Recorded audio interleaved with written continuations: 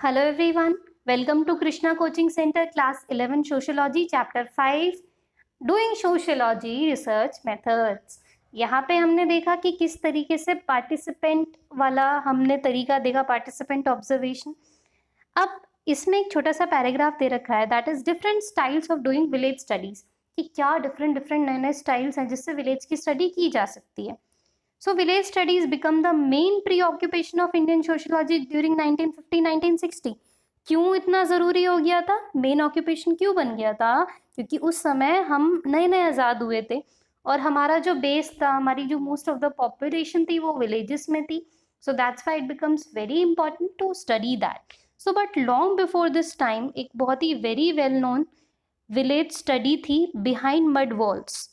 वो रिटर्न की गई थी by William and Charlotte Wiser. अब एक मिशनरी कपल थे who lived for 5 years in village in Uttar Pradesh. Uttar Pradesh के गांव में 5 साल तक रहे थे। अब जो वाइजर की बुक थी, it emerge as by product of his missionary work. Although जो विलियम वाइजर थे, he was a trained as sociologist, और उन्होंने अर्लियर एक अकेडमिक बुक भी लिखी थी जिनका नाम था जजमानी सिस्टम। सो जो विलेज स्टडीज़ है of the 1950, it grew out of a very different context and were done in many different way. जो क्लासिकल सोशल एंथ्रोपोलॉजिकल स्टाइल था वो तो प्रोमिनेंट था ही था, with the village substituting for tribe and bounded community. कि जो old तरीका था कि हाँ आप बस समझ लो कि जो विलेज है वो ट्राइब के जैसा ही और सेम वही तरीका रखो। परहैप्स जो बेस्ट नोन एग्जाम्पल है of this kind of field work is reported in M N. Srinivas की फेमस बुक। हमारे इंडिया के one of the best sociologist M N. Srinivas ji, उनकी एक फेमस बुक है द रिमेम्बर्ड विलेज। अब Srinivas spend a year in village, उन्होंने लगभग 1 साल बिताया माइजोर के पास। एक विलेज था उसमें जिसका नाम था रामपुरा या रामपुर, आप हिंदी में बोलेंगे इसे। अब जो टाइटल था इस बुक का, उसने क्या रेफर किया, refer to the fact that Srinivas field notes were destroyed in a fire and he had to write about the village from the memory.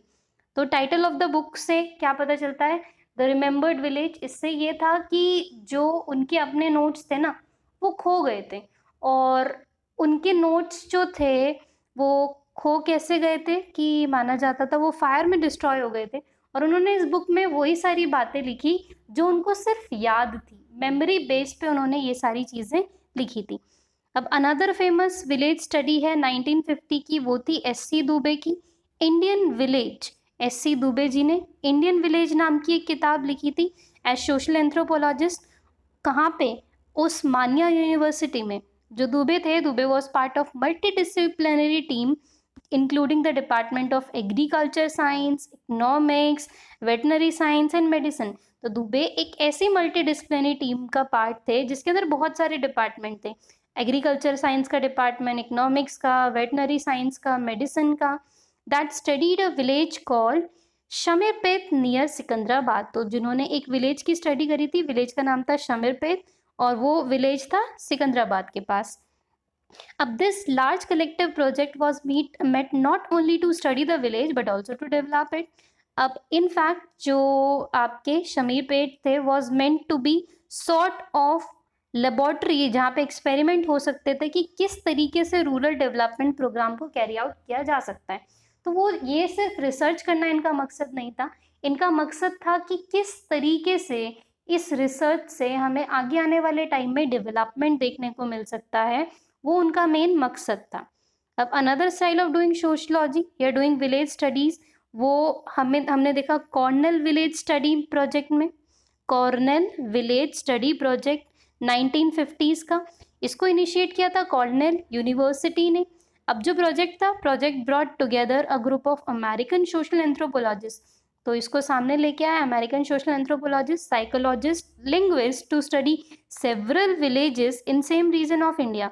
तो इन्होंने क्या करा, इन्होंने एक ही रीजन के, एक ही इलाके के कई सारे विलेजेस उठा लिए, मोस्टली ईस्टर्न उत्तर प्रदेश से।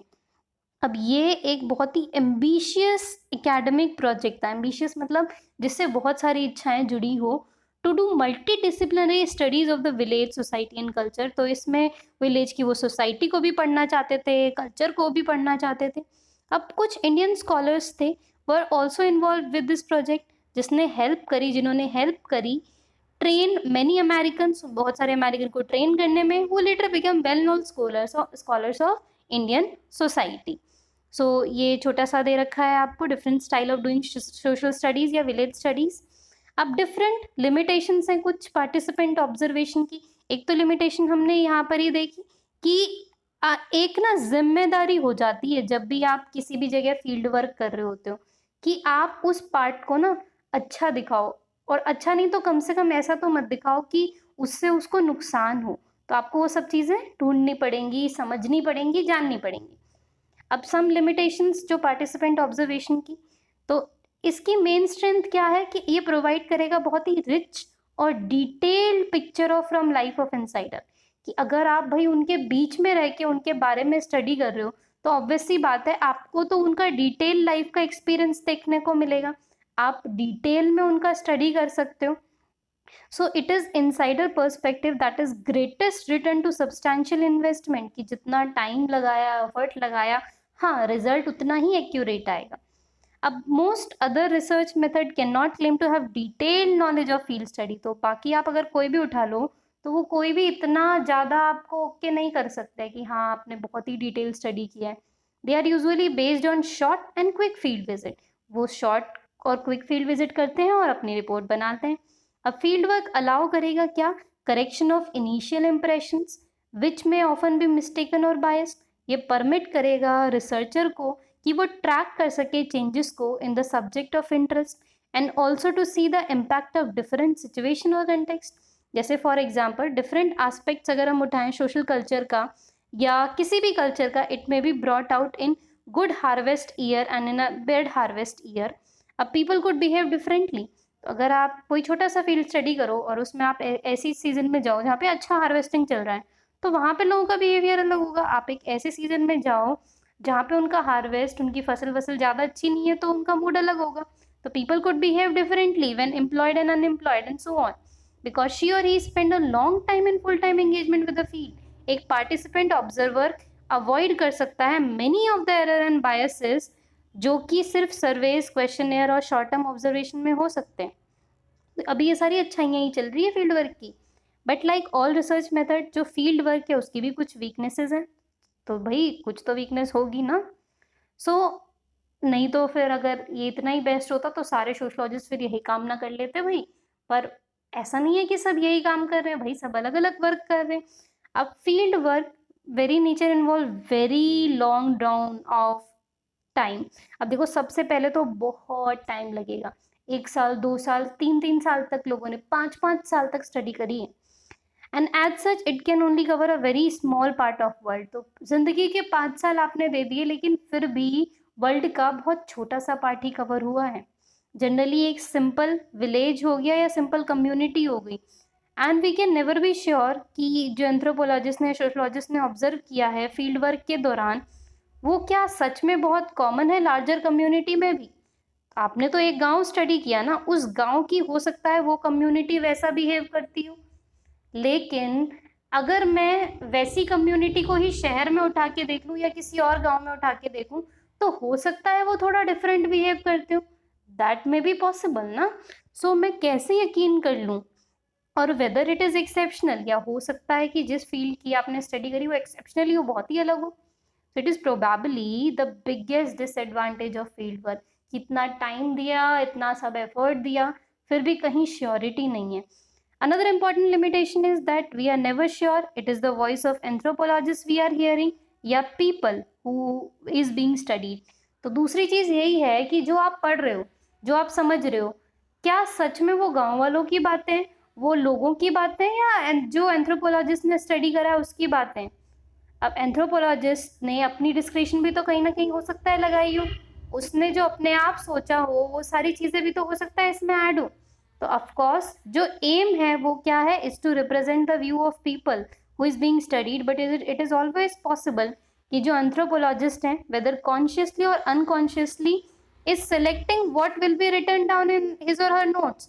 तो जो चीजें हो रही हैं, अब एक एंथ्रोपोलॉजिस्ट सारी की सारी चीजें तो कभी नहीं लिख सकते, तो वो लिखेंगे ना जो उन्हें लगेगा कि उन्हें लिखना चाहिए।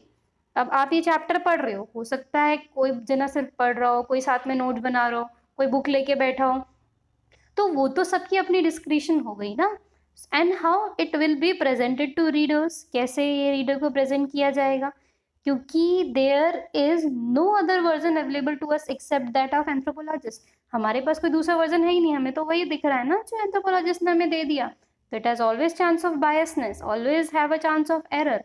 एंड जो रिस्क है वो बहुत सारे रिसर्च मेथड, चाहे वो कोई भी रिसर्च मेथड उठा दो, सब में ही ये होता ही होता है। अब मोर जनरली जो फील्ड वर्क मेथड है वो क्रिटिसाइज किया जाता है because of one sided relationship they are based on, कि जो सोशलॉजिस्ट एंथ्रोपोलॉजिस्ट है वो क्वेश्चन आस्क करेगा और प्रेजेंट करेगा आंसर को, और अब कहेगा कि ये लोगों की आवाज़ है। टू काउंटर दिस, कुछ जो स्कॉलर्स हैं उन्होंने क्या सजेस्ट किया, more dialogic format. This is ways of presenting field work research. कुछ लोग इसको क्वेश्चन आंसर के रूप में अपने फील्ड वर्क में डालते हैं, कुछ डायलॉग्स के रूप में डालते हैं। तो this is ways of presenting field work result where the respondent and the people can be more directly involve. अब इन कंक्रीट टर्म्स ये इन्वॉल्व करेगा translating the work of scholar into the language of community and asking the opinion for it and recording their responses. देखो simple सी बात ये है कि जो मुझे आंसर मिला, जो मुझे जवाब मिला, चाहे मुझे डायलॉग के तरीके से मिला या क्वेश्चन आंसर के तरीके से मिला, मुझे कौन से जवाब मेरी थीसिस में डालने हैं, कौन सी जवाब मेरे बुक में होने चाहिए, ये कंप्लीटली मेरी डिस्क्रिप्शन होगी। अब जो सोशल इकोनॉमिक या पॉलिटिकल डिस्टेंस है या गैप है between the researcher and research become less wide, this is greater and greater chance that the scholar version will be questioned, qualified or corrected by the people themselves. So अगर मान लो मैंने किसी से कोई सवाल पूछा पर उसका आंसर मैं उतनी रॉ भाषा में नहीं लिख सकती हूँ अपनी रिसर्च में, मैं उसे थोड़ा और क्वालिफाइड वे में लिखूंगी, क्योंकि मैं क्या हूँ, मैं जो जिन लोगों से मैं पूछ रही हूँ इनोसेंट लोगों से बहुत ज़्यादा जानती हूँ, तभी मैं रिसर्च कर रही हूँ। सो वो चीज़ क्या हो जाएगी, वो चीज़ अपनी ओरिजिनल फॉर्म में नहीं रहेगी। So this will surely make sociological research controversial, और कॉन्फ्लिक्ट का हिस्सा वो उसे बना सकती है। But in the long run this can only be a good thing, because ये हमें हेल्प करेगी सोशल साइंस को आगे समझने में और अपनी नॉलेज को बढ़ाने में। So this was all about this part. इसके आगे का पार्ट हम कवर करेंगे अगले वीडियो में। So thank you so much. I will meet you all in my next video. Thank you.